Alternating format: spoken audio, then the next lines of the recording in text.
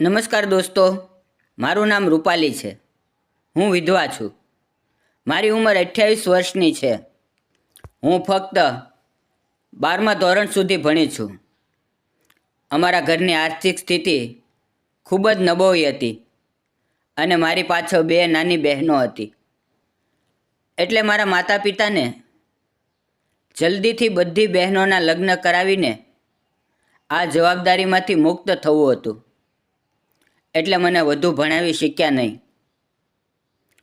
12મા પછી ઘરવાળાઓ મારા માટે છોકરો જોવા લાગ્યા. હું દેખાવમાં ખૂબ સુંદર હતી.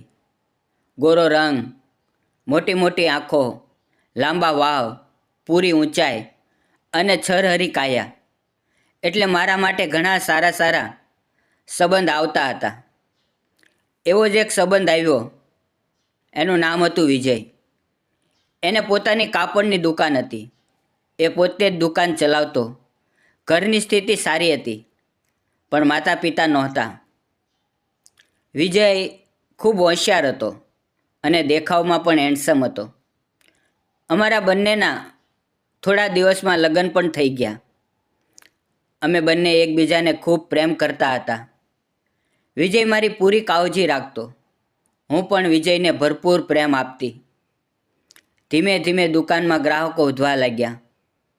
એટલે વિજયે સંજય નામના એક યુવાનને દુકાન પર કામ માટે રાખ્યો. સંજય એનો મિત્ર હતો. એ પણ ખૂબ સુંદર દેખાતો હતો. જ્યારે પણ અમે ક્યાંક બહાર જતા ત્યારે સંજય એકલો દુકાન સંભાળતો. વિજયને સંજય પર પૂરો ભરોસો હતો. એ ખૂબ જ ઈમાનદાર હતો. એના ઘરની સ્થિતિ થોડી નબળી હતી, પણ એ ખૂબ સારી રીતે કામ કરતો. આમ જ કેટલાક દિવસો વીતી ગયા. અમારા લગ્નને લગભગ 1 વર્ષ થઈ ગયું હતું. એક દિવસ મારા પતિ અને સંજય કપડાનો માલ લેવા મુંબઈ ગયા હતા. તે દિવસે ખૂબ અંધારું થઈ ગયું. વરસાદ પણ પડી રહ્યો હતો. એ જ સમયે તેમની કારનો એક્સિડન્ટ થઈ ગયો. મારા પતિ ગાડી ચલાવતા હતા, એટલે તેમના માથામાં ગંભીર ઈજા થઈ. સંજય તેમની સાથે જ હતો. બંનેને હોસ્પિટલમાં દાખલ કરાવ્યા. 5-6 દિવસ પછી મારા પતિનું અવસાન થઈ ગયું, કારણ કે માથામાં ખૂબ ગંભીર ઈજા હતી. અમારે કોઈ બાળક નહોતું. હું સમજી ન શકી કે હવે શું કરું. હું પૂરેપૂરી તૂટી ગઈ હતી. પતિના અવસાન પછી હું 2-3 મહિના મારે ગામડે ચાલી ગઈ, પણ મારી પાસે કોઈ સહારો નહોતો.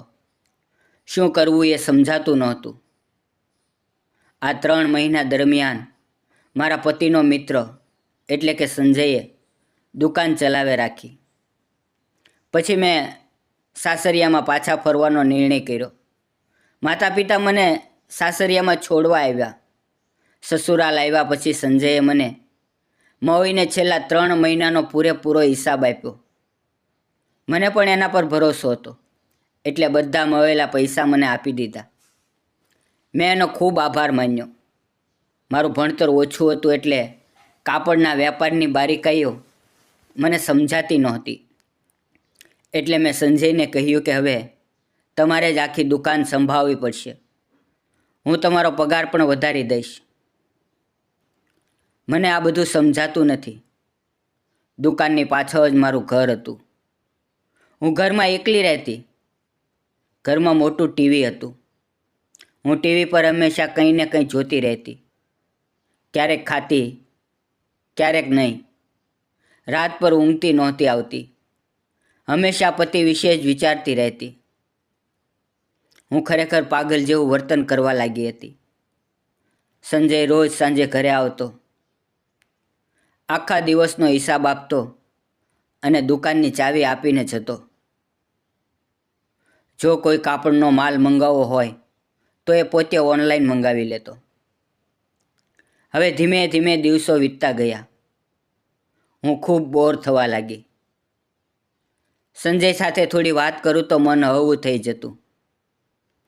એક દિવસ મેં નક્કી કર્યું કે હું ઘરમાં એકલી રહું છું, તો શા માટે સંજય સાથે દુકાનમાં જઈને થોડી વાતો ન કરું. અને થોડી મદદ પણ કરું. બીજે દિવસથી હું દુકાનમાં બેસવા લાગી. સંજય મને કોઈ કામ કરવા દેતો નહીં. તે કહેતો, તમે માલકીન છો, તમે બેસો, ચિંતા ન કરો, હું બધું જ જોઈ લઈશ. પણ હું જતી, એની સાથે વાતો કરતી. હવે ધીમે ધીમે અમારી વાતો વધવા લાગી, નજરો મળવા લાગી. સંજય પણ મારી સાથે પ્યારથી વાતો કરતો. એ મારો ખૂબ આદર કરતો, કારણ કે હું એના મિત્રની પત્ની હતી. વાત વાતમાં મેં એના પરિવાર વિશે પૂછ્યું. સંજય, તમારા ઘરમાં કોણ કોણ રહે છે? તમારા લગ્ન થયા છે કે? સંજય બોલ્યો, મારા ઘરમાં હું, મારી મા અને પિતાજી, બસ 3 જ છીએ. ઘરની સ્થિતિ ખૂબ ગરીબ છે. કોઈ જમીન નથી, એટલે કોઈ છોકરી મને આપવા તૈયાર નથી. મારી ઉંમર 31ની થઈ ગઈ છે. મેં કહ્યું, તમારો સ્વભાવ એટલો સારો છે, તમને હજુ સુધી છોકરી મળી જવી જોઈએ. સંજય બોલ્યો, સારો સ્વભાવ આજકાલ લોકોને ગમતો નથી. લોકોને પૈસા, ખેતી કે સરકારી નોકરી જોઈએ છે. આમ જ અમારી વાતો વધતી ગઈ. સંજય દેખાવમાં ખૂબ સારો લાગતો. એની સાથે વાત કરીને હું મારા પતિના દુઃખમાંથી બહાર આવવા લાગી.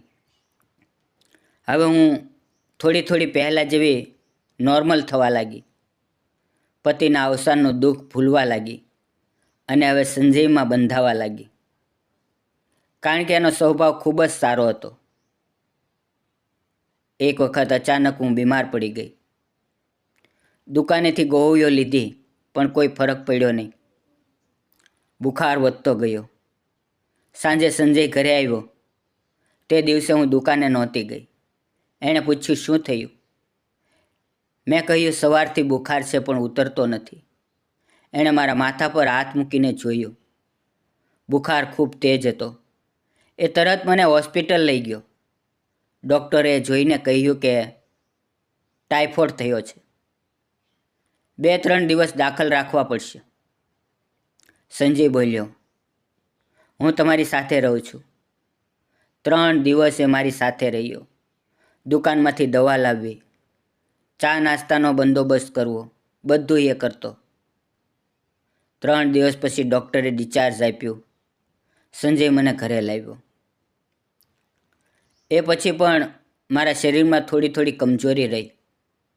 સંજય પોતાના ઘરેથી મારા માટે ખાવાનો ડબ્બો લાવી આપતો. આગળના 3-4 દિવસ એ મારા માટે ખાવાનું લાવ્યો. એ ખૂબ સારો હતો. હવે હું પૂરેપૂરી ઠીક થઈ ગઈ. ફરીથી દુકાનમાં બેસવા લાગી. અમારી વચ્ચે ખૂબ નજદીકી વધી ગઈ હતી, પણ સંજય તરફથી કોઈ પ્રતિક્રિયા નહોતી આવતી. એ ખૂબ ઈમાનદાર હતો. દુકાનની ચાવી હંમેશા ઘરમાં જ રહેતી. રોજ સવારે સંજય આવીને ચાવી લઈ જતો. એ ટીપોય પર રાખેલી હોય. એક વખત હું બાથરૂમમાં નાહવા ગઈ. સવારના 8 વાગ્યા હશે. સંજય ચાવી લેવા આવ્યો. દરવાજો અંદરથી લોક નહોતો. એણે દરવાજો ખોલ્યો અને અંદર આવ્યો, અને ત્યાં જ હું નાહીને તોલિયો લપેટીને બાથરૂમમાંથી બહાર આવી રહી હતી. એણે મને જોઈ અને એ જોઈ રહ્યો. એ પણ એની તરફ જોયું. નજરો મળી. હું શરમાઈ ગઈ, પાછો વળી ગઈ. સંજયે ચાવી લીધી અને કંઈ ન બોલીને ચાલ્યો ગયો. મને સંજય પહેલેથી જ ગમતો હતો. હવે એની સામે જવામાં શરમ આવવા લાગી. એ દિવસે હું દુકાને ગઈ જ નહીં. એ એકલો કામ કરતો રહ્યો. બપોરે મેં એને ફોન કર્યો, ખાવા માટે આવી જા, આજે અહીંયા બંને સાથે ખાઈશું. થોડીવાર પછી એ આવ્યો, પોતાનો ડબ્બો અને ઘરનું ખાવાનું લઈને. અમે બંને બેસીને ખાવા લાગ્યા. ચોરી એકબીજાને જોતા રહ્યા. કંઈ બોલતા નહીં. ખાવાનું પૂરું થયું. ખાધા પછી સંજય બોલ્યો, મને માફ કરજો. મેં જાણી જોઈને તમને એ રીતે જોયા નહોતા. હું તો બસ ચાવી લેવા આવ્યો હતો. મેં કહ્યું, સોરી ન કહો. આજે મને નાહવામાં વધુ સમય લાગી ગયો. એમાં મારી જ ભૂલ હતી. સંજય, હું તને એક વાત સાચી કહું. તું મને ખૂબ ગમવા લાગ્યો છે. છેલ્લા કેટલાય દિવસથી મને તારા પર પ્રેમ થઈ ગયો છે. જ્યારે હું હોસ્પિટલમાં હતી ત્યારે તે મારી ખૂબ સેવા કરી. મારા પતિ ગયા પછી આ દુકાન તે એકલા સંભાળી. તારી જગ્યાએ બીજો કોઈ હોત તો દુકાનના પૈસામાં બેમાની કરી શકત. પણ તું ખૂબ ઈમાનદાર છે. આમ કહેતા કહેતા હું સંજયની નજીક ગઈ. પણ સંજય કંઈ ન બોલ્યો અને કોઈ પ્રતિક્રિયા આપ્યા વગર ચાલ્યો ગયો. હવે મને સમજાતું નહોતું કે હું શું કરું. શું હું ખોટું કરી રહી છું? આવા સવાલ મને સતાવવા લાગ્યા. હું બેડ પર સૂઈને પંખા તરફ જોઈ રહી. ધીમે ધીમે સાંજના 6 વાગી ગયા. 6 વાગ્યે દુકાન બંધ થાય છે. સંજય ચાવી આપવા માટે આવ્યો. દરવાજો થોડો ખુલ્લો હતો એટલે એ હોલમાં આવી ગયો. મને શોધતા શોધતા બેડરૂમ પાસે આવ્યો. હું એમ જ પડીને પંખા તરફ જોઈ રહી હતી. એણે મને અવાજ આપ્યો. મેં એની તરફ જોઈને કહ્યું, સંજય, હમણાં મેં જે કર્યું એ ખોટું હતું. પણ શું કરું? મને તારા પર પ્રેમ થઈ ગયો છે. સંજય મારી બાજુમાં બેડ પર બેઠો. હું પણ બેઠી. અમે બંને એકબીજાની ખૂબ નજીક હતા. સંજયે મારો હાથ પોતાના હાથમાં લીધો અને બોલ્યો, તમારા પતિ એટલે કે વિજય મારા ખૂબ સારા મિત્ર હતા. મારું આવું વર્તન કરવું ખોટું છે. તમને મારા પર પ્રેમ છે એ સાચું છે અને મને પણ તમે ખૂબ ગમો છો. પણ મિત્રને આ રીતે ધોકો આપવો મને સાચો નથી લાગતો. મેં કહ્યું, મારા પતિ પછી જો કોઈએ ખરેખર મારી ચિંતા કરી છે તો એ તમે છો. તમારી જગ્યાએ બીજો કોઈ હોત અને મારી સાથે ખોટું વર્તન કરત તો તમને કેવું લાગત? આમ કહેતા કહેતા એણે મારો હાથ પકડ્યો. મારા હોઠ પર એક આંગળી મૂકી અને કંઈ ન બોલ્યો. હવે આ પછી અમે એકબીજાને પ્રેમ કરવા લાગ્યા. એકબીજાને સમય આપવા લાગ્યા. એકબીજાને વધુ સારી રીતે ઓળખવા લાગ્યા. સંજય મને પતિની જેમ ખૂબ પ્રેમ કરવા લાગ્યો. ત્યારે મેં નક્કી કર્યું કે જો હું સંજય સાથે લગ્ન કરી લઉં તો સારું. સંજયને કોઈ છોકરી મળતી નહોતી અને હું વિધવા હતી. જો અમે લગ્ન કરી લઈએ તો એનો પણ પ્રશ્ન હલ થઈ જાય. એક દિવસ બપોરે તે ખાવા આવ્યો ત્યારે સંજય બોલ્યો, મને તમારો આ ફાયદો ઉઠાવવો સારો નથી લાગતું. જો અમે લગ્ન કરી લઈએ તો શું ખરાબ છે? મને પણ એનો વિચાર સાચો લાગ્યો. અમે બંનેએ નક્કી કર્યું કે લગ્ન કરીશું. થોડા જ દિવસમાં અમે લગ્ન કરી લીધા. હવે હું, સંજય અને એના માતા પિતા બધા સાથે રહીએ છીએ. અમે એકબીજાને ખૂબ પ્રેમ કરીએ છીએ. મને ફરી પતિનો સહારો મળ્યો અને સંજયને સમજદાર પત્ની મળી. અમે બંને જીવનમાં ખૂબ ખુશ છીએ. તમને શું લાગે છે મિત્રો?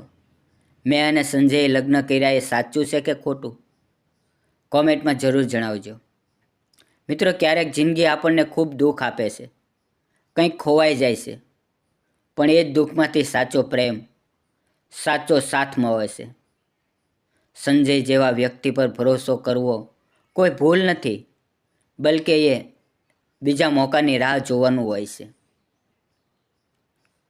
પ્રેમ ફક્ત પહેલી વખત જ થાય એવું નથી. સાચો ઇન્સાન મળે ત્યારે ફરી થાય છે અને પછી જીવનભર ટકે છે. જો તમને પણ પ્રેમમાં બીજો મોકો મળે તો ડરશો નહીં, સ્વીકારી લેજો. દોસ્તો, સંજય અને મારી આ પ્રેમ કહાની તમને કેવી લાગી? જો ગમી હોય તો ચેનલને લાઇક, શેર અને સબસ્ક્રાઈબ કરવાનું ભૂલશો નહીં. નમસ્કાર. જય જય ગરવી ગુજરાત. મિત્રો, ફરી મળશું આવતીકાલે નવી વાર્તા સાથે. વિડીયો પૂરો જોવા બદલ ધન્યવાદ મિત્રો.